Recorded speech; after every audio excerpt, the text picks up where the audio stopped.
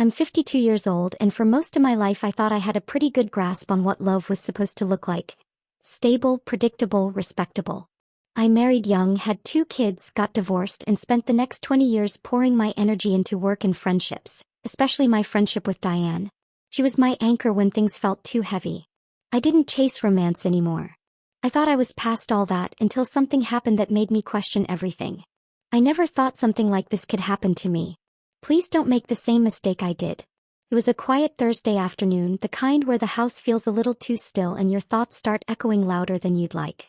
Diane had just left after dropping off her son, Caleb, who was helping me install a new set of shelves in the guest bedroom. He'd offered a few days earlier, insisting he owed me for all the times I'd made him cookies growing up. I laughed at that. He was always a sweet kid. Taller now, more confident, 24 and just graduated, but still had that kind smile I remembered from when he was little. I'd known him since he was in kindergarten. I used to pick him up with Diane sometimes when her work ran late. I even babysat him a few times when he was 9 or 10. Back then he'd follow me around the kitchen asking endless questions about the world.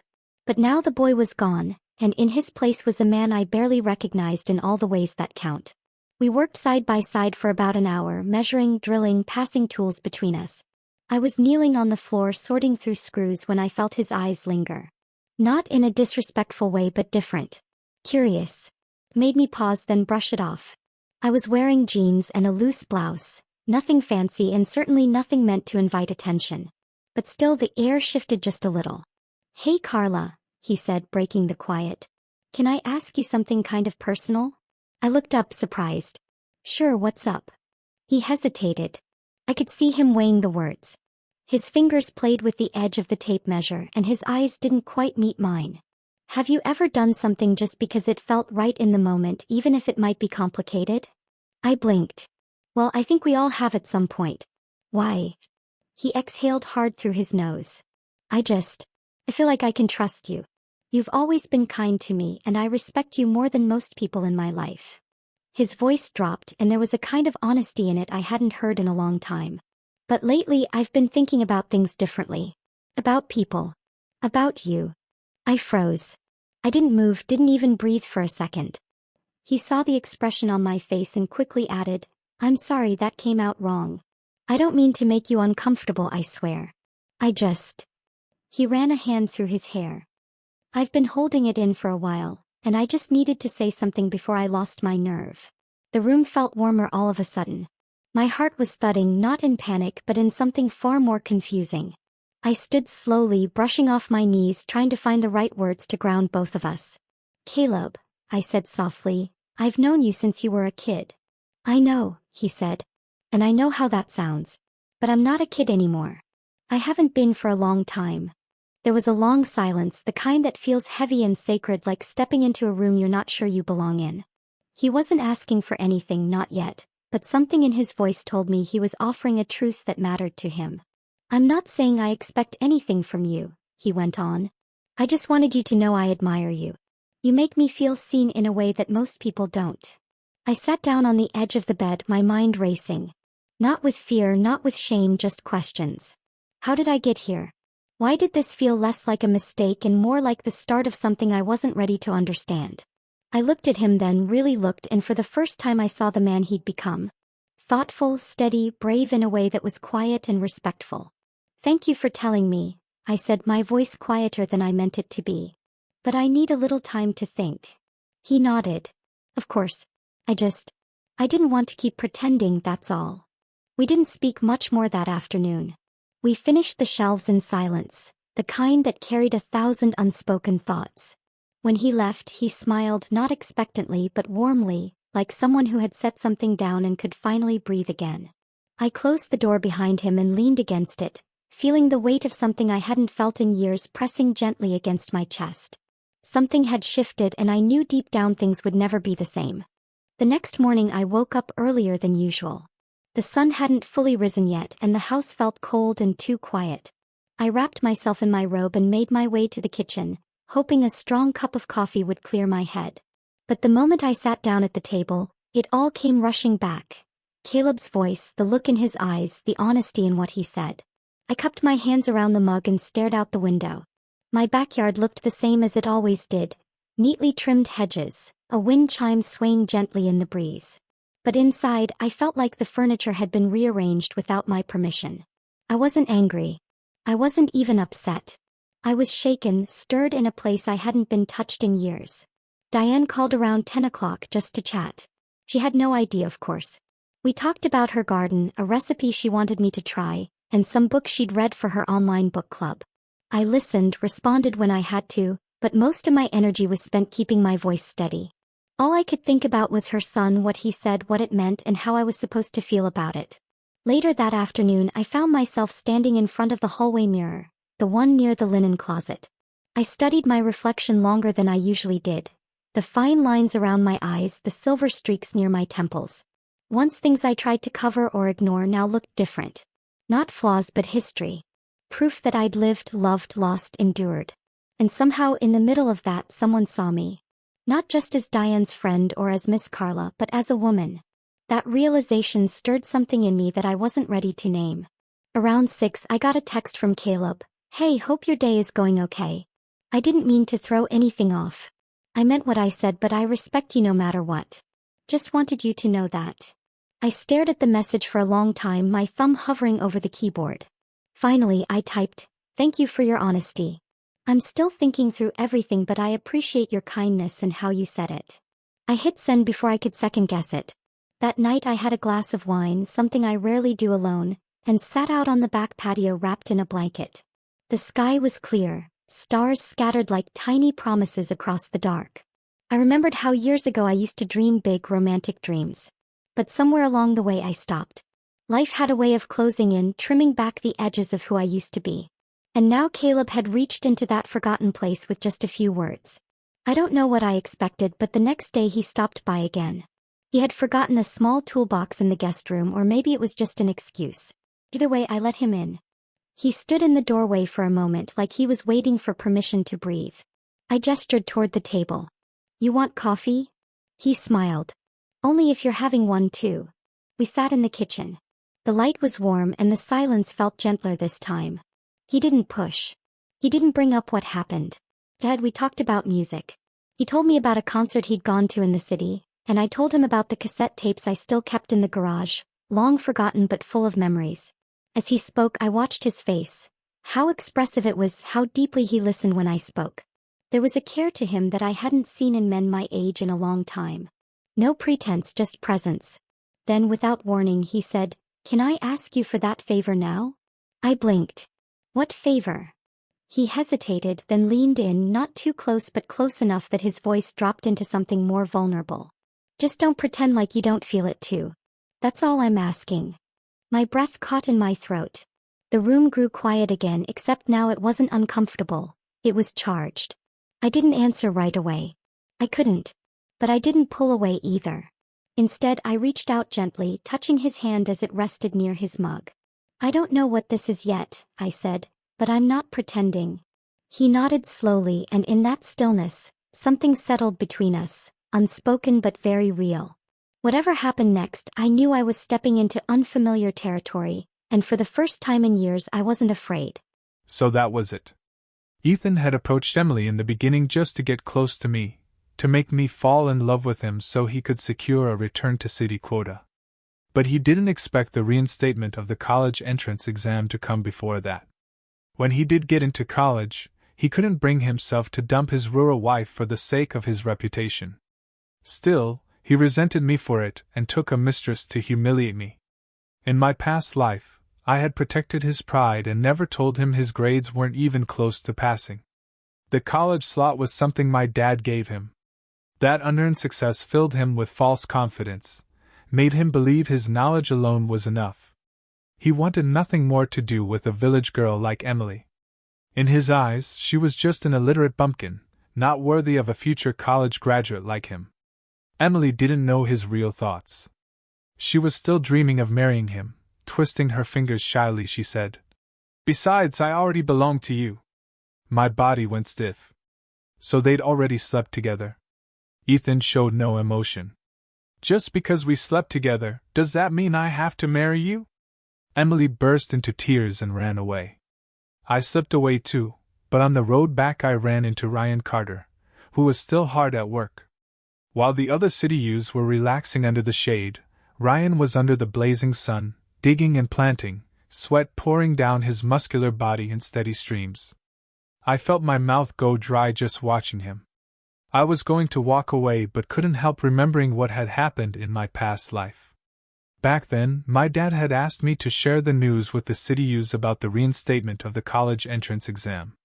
On my way there, I ran into Ethan. He told me to just go home, that he'd informed the others. But he didn't tell a soul.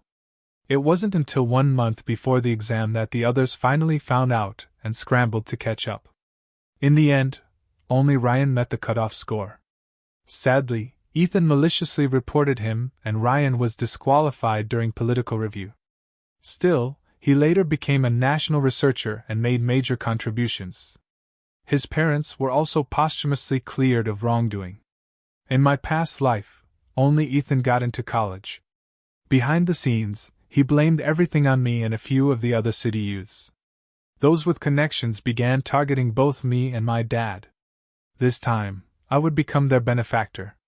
I leaned in close to Ryan and quietly told him, "You might want to take a look at the college prep books. Good news might be coming soon." He bent down, lowering his voice to thank me.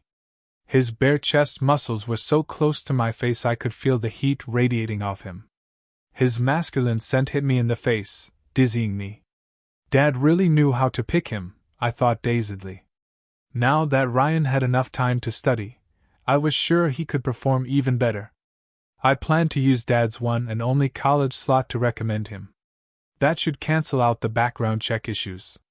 To finish what I started, I also quietly passed the message to the rest of the city youths. In my last life, Ryan had scored the highest.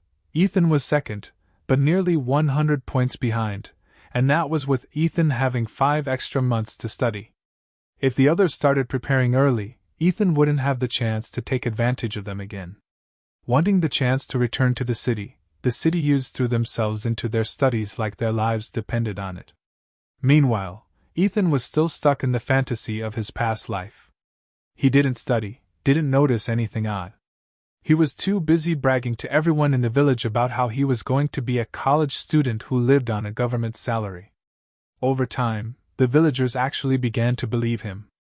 Using his little tricks, he managed to deceive quite a few young girls who worshipped college students.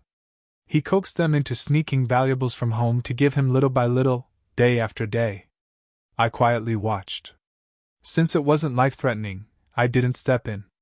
After all, when the exam results were announced and they saw he didn't get in, those girls would speak out.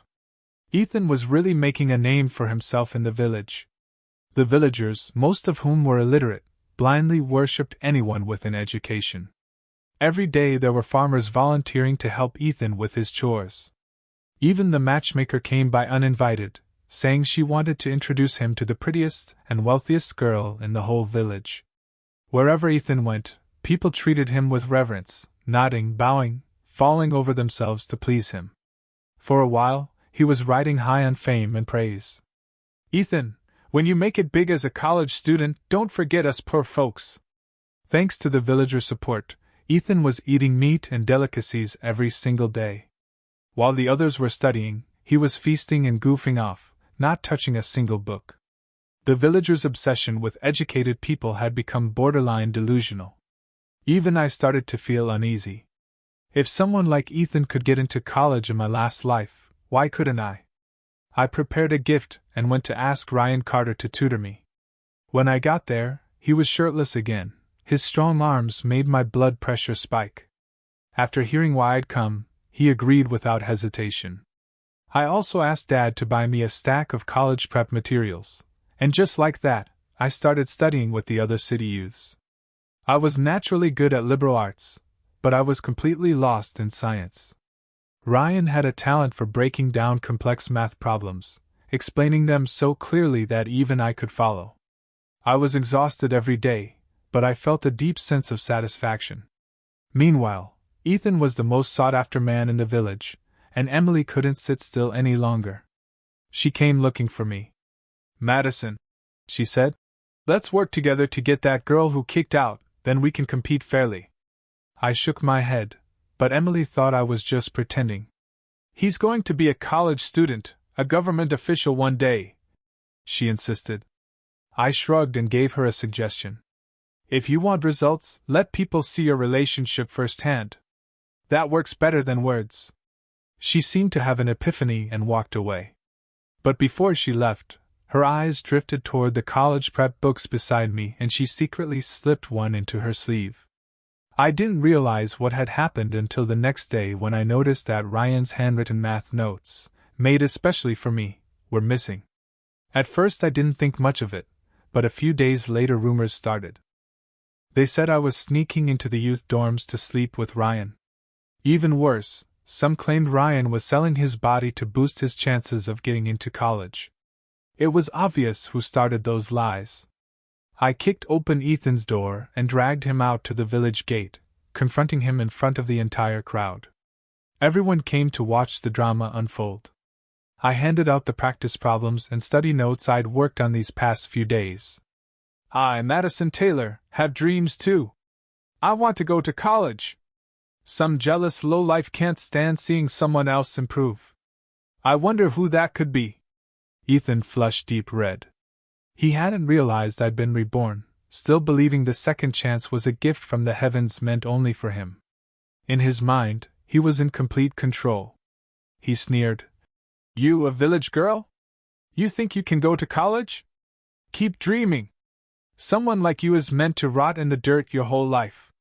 He didn't notice how the villagers' eyes were starting to change, their expressions growing cold.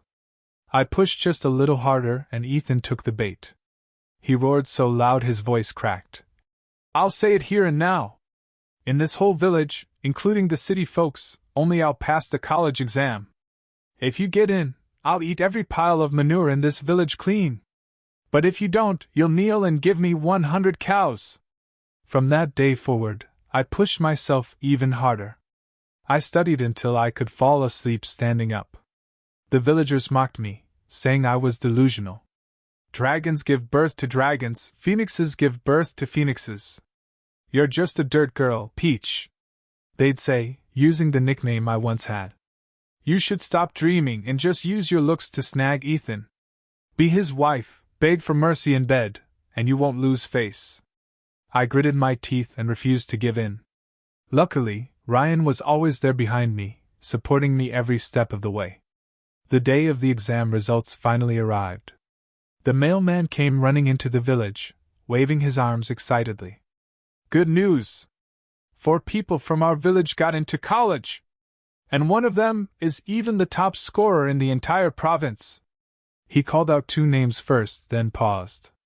The remaining 2 names hadn't been revealed yet. Every pair of eyes in the village locked onto the mailman, waiting breathlessly. Ethan Sullivan shoved aside Ryan Carter and me, puffed out his chest, and boldly snatched the last 2 acceptance letters from the mailman's hands. So sorry, everyone, he said smugly. Looks like I accidentally became the top scorer. Just as he finished speaking, the mailman shouted, Congratulations to Madison Taylor, our national top scorer. And congratulations to Ryan Carter, top scorer in the province. The entire moment played out like a scene from a drama. Ethan's hand froze in midair, awkward and pathetic. The crowd erupted. Wasn't Ethan the one bragging nonstop every day? Turns out he didn't even pass. What a disgrace! Furious, Ethan grabbed my acceptance letter from my hand and tore it to shreds. You stole my college spot, he shouted to everyone. Madison used her father's position as village chief to take what was mine. Just because I turned down her advances, she ruined my future. I laughed in disbelief. Wow, you really think you're that desirable, huh? Sorry, but I'm not a dog and you're definitely not a prize. I slapped Ethan so hard he staggered sideways. But even then, he refused to see the truth. Of course you did well. You've got connections. Sleep with the right people and everything falls into your lap, he barked. I'm going to report you. You used your father's power to steal someone else's exam results and college spot. Ethan's dramatic accusation made a few people hesitate. Maybe, just maybe, he was telling the truth. That's when someone asked quietly, "But do any of you even understand how the college entrance exam works?" No one had time to answer.